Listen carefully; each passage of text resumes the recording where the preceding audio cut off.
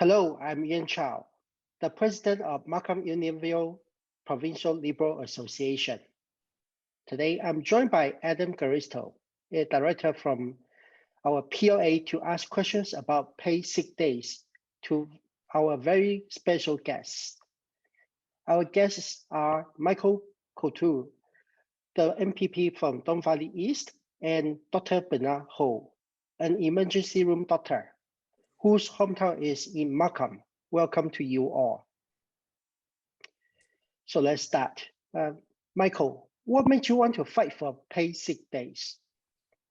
Well, thank you very much for the question, and thank you so much for having me join your association via Zoom. You know, I wanted to fight for sick days because from public health, from experts, doctors, even politicians, from mayors to counselors, and at all different levels of government, have been saying one thing consistently from the very beginning of this pandemic. That's part of a larger message on safety, and that is, you know, if you're sick, stay home. Unfortunately, in Ontario, there are a lot of people that, you know, are struggling to pay bills, and I thought by following public health advice for 10 paid sick days, it would be something that we could put in place as a legislature and ask the government to mandate it so people can stay home and still be able to pay their bills. And we know that this is one of the best ways to fight COVID-19. Thank you, Michael. And Michael, after the Ford government voted down your bill for 10 paid sick days, they implemented 3 paid sick days instead. What are your thoughts on this? Is that far enough? Well, if I had to give them a score, I'd give them 30% because it's only 30% of the recommendation. And to me, that's a failure. Yes, 3 days is better than 0 days, but we know that if people are going to stay home, you know, because they have a cough, or, you know, they need to go get tested. This is like I've been tested a few times during this pandemic. I felt terrible a few times. I haven't, you know, had COVID. You know, very thankful for that. But you know, there are a lot of people around me that, you know, will get sick and they're not sure. Should I go to work? Should I stay home? And 10 days is a very flexible amount of days to ensure that people have the ability to make the right choice. Thank you. And the question is for Dr. Ho. Dr. Ho, why do you think we need 10 paid sick days? How would it help to fight COVID? Well, first, I'd like to direct your viewers and listeners to a nonprofit organization called the Decent Work and Health Network. They've been advocating for paid sick leave for years, even before the pandemic started, and were instrumental in successfully lobbying the previous provincial government under Kathleen Wynne for 2 paid sick days. But to answer your question, an adequate number of paid sick days would be instrumental in fighting the COVID pandemic. We know that the pandemic has disproportionately affected low-income and racialized workers, and currently, if they become sick, they have to make the difficult decision between taking the day off to be tested for COVID and losing a day's worth of income, which has huge implications on whether they can afford food, rent, or their medications. So understandably, many of these essential workers are choosing to continue to work rather than to see their family doctor or to see anyone to be tested. And so by giving these essential workers paid sick leave, it would allow them to be tested and to stay at home if they do contract COVID, which would prevent the community spread. But to be more specific, the medical community is advocating for 5 criteria for paid sick leave that must be fulfilled in order to be successful. And these are: 1, universal. So the paid sick days must be available to all workers in Ontario, regardless of immigration status, employment status, without any exception. 2, accessible. They need to be employer provided and available at no cost to the employee with no barriers to access. 3, fully paid. They have to match the employee's actual earnings and not be capped at a certain amount, like Premier Ford's current plan is. 4, they need to be permanent.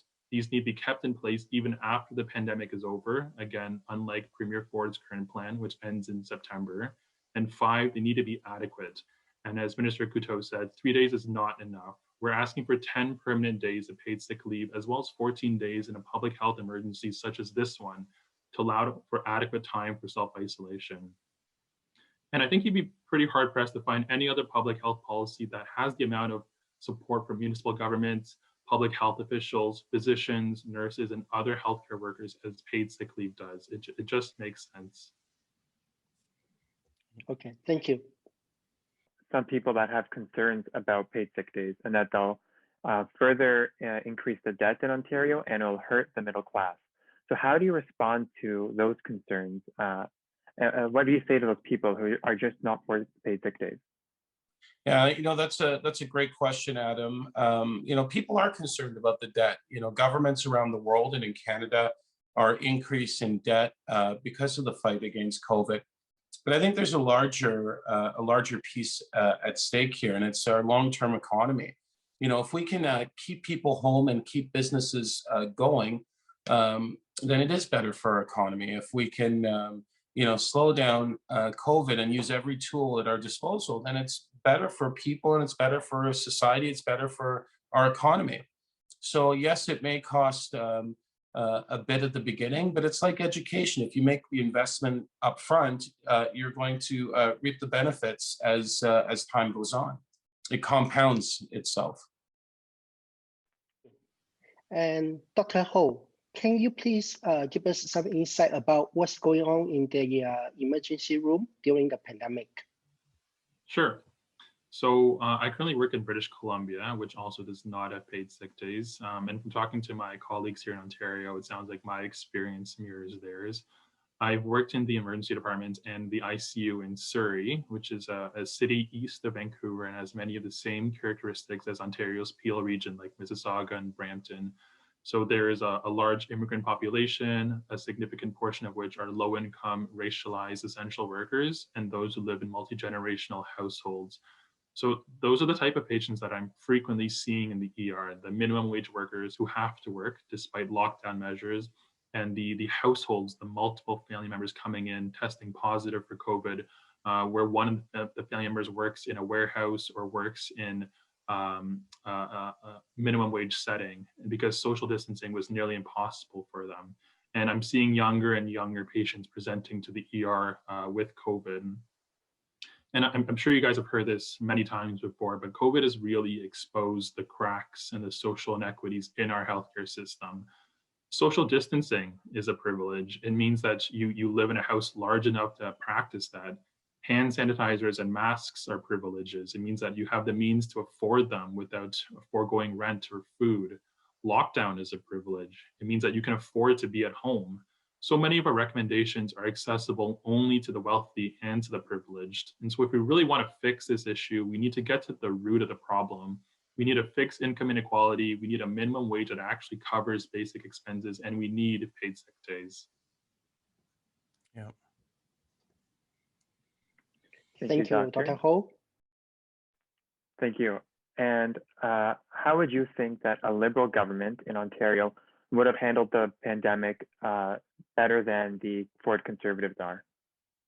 Yeah, I know that hypothetical questions are difficult, but I do know one thing about the Ontario Liberal Party and the Liberals that I've worked with in the past, and that's the investment up front.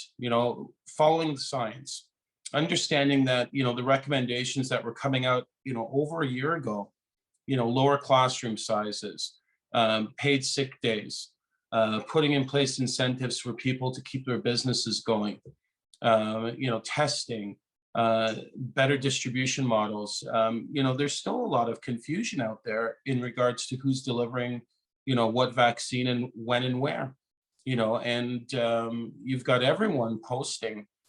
So I just think the coordination and following of experts, the advice that was given, would have been something that we would have done differently, and making the right investments into the fight against COVID. Doug Ford took away the 2 paid sick days that were there when he came into office. He cut over $1 billion from public health. You need to invest in these areas in order to put in place a strong strategy to keep people safe. And this government's failed to do so. And I read something yesterday saying that after Alberta, Ontario is the worst managed province when it comes to the fight against COVID-19. Yeah, it's Okay, not the thank best you, Michael. thing to hear. Thanks. Yeah. Hi, Michael. Right now, the federal and provincial government are passing around the issue of international travel. What do you think needs to be done with international travel and stopping the spread of COVID-19 variants? Yeah, there's no question that we need to test people as they're going in and out. When we know there is hot areas where people are coming from, there needs to be decisions made in regards to who's coming in, who's not coming in, when. But that's, again, goes back to my original point that, governments have access to information. They need to make decisions based on that information. I have every confidence in the federal government, the way in which they've deployed resources to keep businesses going, going out there and really looking for every single resource that's out there in regards to vaccines and bringing them back to Canada, and really putting in place the right type of, I think, approach and tone. During the pandemic, when the Prime Minister was in isolation, he was still out there talking to people, from, socially distancing, but addressing media. We've had a premier that disappeared for 2 weeks, and in the middle of a pandemic that we didn't know what was going on. So it's all about leadership. It's all about, taking on the challenges. It's all about listening to experts. It's about collaborative approaches, and making the best decision based on the information at hand. Thank you. Thank you, and Michael. Our final question is for both panelists.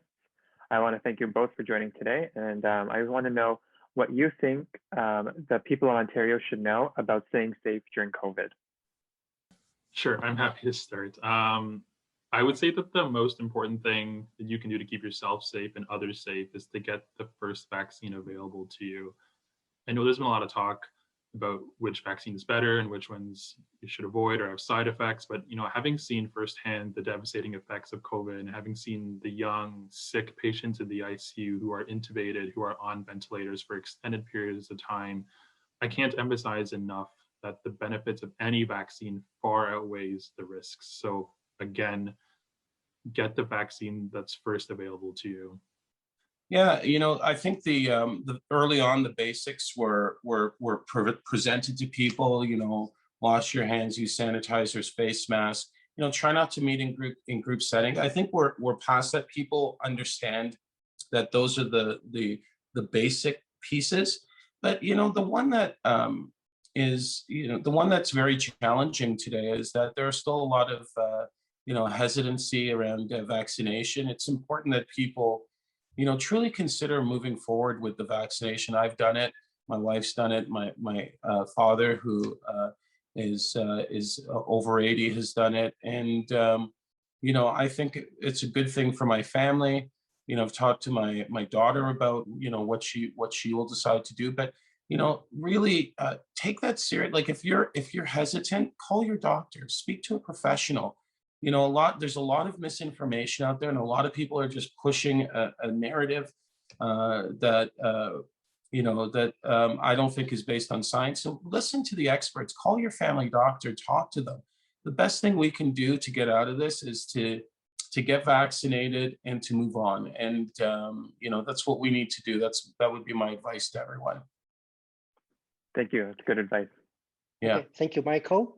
And thank you everyone for joining, and thank you for watching. If you want to help the Markham Unionville PLA, please sign up and donate it at mupla.ca. Thank you all.